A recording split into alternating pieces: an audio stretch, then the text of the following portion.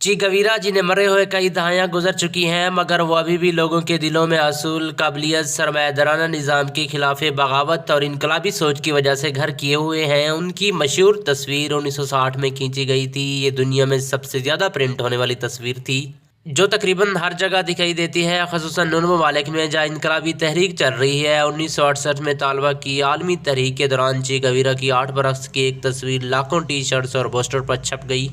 بعد میں یہ مختلف تنظیموں کے پرچم، انقلابی اور عوامی محملت میں استعمال ہوئی اور یہ لاطینی امریکہ کے مختلف ممالک سے لے کر دنیا بھر کے موبائل فون سکرین مصنف دوسری جگہوں پر دیکھی گئی ہے۔ دوستو، اس سے پہلے کہ ویڈیو سٹارٹ کریں، اگر آپ ہمارے چینل پر پہلی مرتبہ ہیں تو پلیز ہمارے اس چینل کو ضرور سبسکرائب کریں، ویڈیو کو لائک اور کمنٹ کے اندر قیمتی خیالات کا اظہار ضرور کر دیجیے گا۔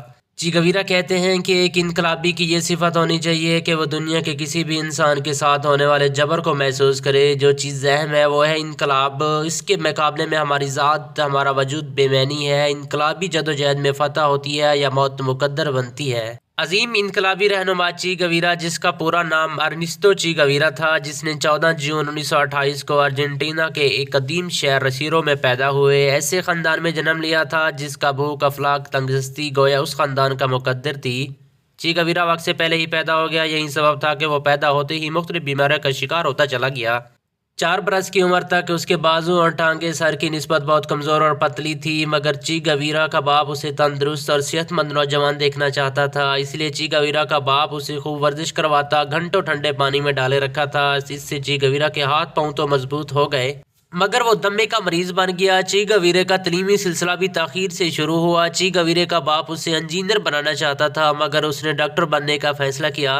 چی گویرا تعلیمی میدان میں ایک محنتی لڑکا ثابت ہوا، اس لیے اس کی ہر خواہش کا احترام کیا جاتا تھا۔ چی گویرا کی ماں بھی اسے ڈاکٹر بنانے کی خواہش رکھتی تھی لیکن اس نے اپنے نظریات بچوں پر تھوپنے کی کوشش نہیں کی۔ چی گویرا نے ہر قسم کی محنت کی۔ اس نے ہائی اسکول کی تعلیم کے دوران ایک قوم پرست تنظیم سے منسلک ہو گیا جس کا نعرہ تھا بحث نہیں عمل۔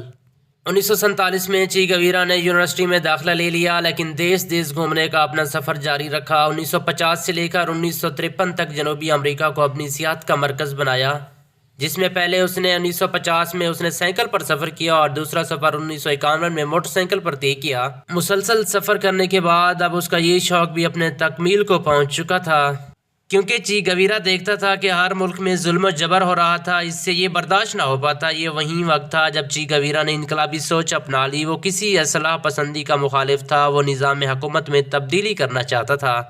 چی گویرا نے 1953 کے اندر فیڈل کاسترو کی قیادت میں کیوبا کے ایک مقام منڈوکا سے فوجی بیرکوں پر حملے سے انقلاب کا آغاز کیا لیکن انقلاب برپا میں ناکام رہے۔ آخرکار طویل بحث و مباحث سے حکمت عملی طے کر کے 25 نومبر 1956 کو 22 نفوذ پر مشتمل یہ انقلابی لشکر میکسیکو سے کیوبا روانہ ہوا۔ ان لوگوں نے دسمبر 1956 میں اپنی گریلے کارروائیوں کا آغاز کیا، ہر گزرتا دن کے ساتھ ایک نئی تاریخ رقم کرتے ہوئے۔ کیوبا کے صدر گریلا جنگ سے ناآشنا تھے۔ اب حالات یہ تھے کہ جب ایک وقت ایسا بھی آیا جب فیڈل کاسترو کے ساتھ 19 افراد کھڑے تھے، سب باقی نے اپنی جان نچھاور کر چکے تھے۔ ان حالات میں باہمس کاسترو چی گویرا کا ایک ہی نعرہ تھا کہ انقلاب میں جدوجہد ہوتی ہے۔ بالآخر 2 برس انتھک محنت کے بعد 1 جنوری 1959 کو کیوبا میں جب نئے سال کا سورج طلوع ہوا تو یہ سورج عوام کے لیے انقلاب کی نوید ساتھ لے کر طلوع ہوا تھا۔ اب چی گویرا کی اگلی منزل بولیوا تھی، جہاں وہ انقلابی جدوجہد کے دوران ایک جنگل میں مارا گیا۔ امریکی ایجنسیاں سائے کی طرح اس کا پیچھا کر رہی تھی۔ امریکی ایجنسی چی گویرا سے اس طرح موت کے بعد چی گویرا کی انگلی کاٹ کر ارجنٹینا بھجوائی تاکہ فنگر پرنٹ کی مدد سے تصدیق ہو جائے کہ مرنے والا شخص چی گویرا تھا یا کوئی اور۔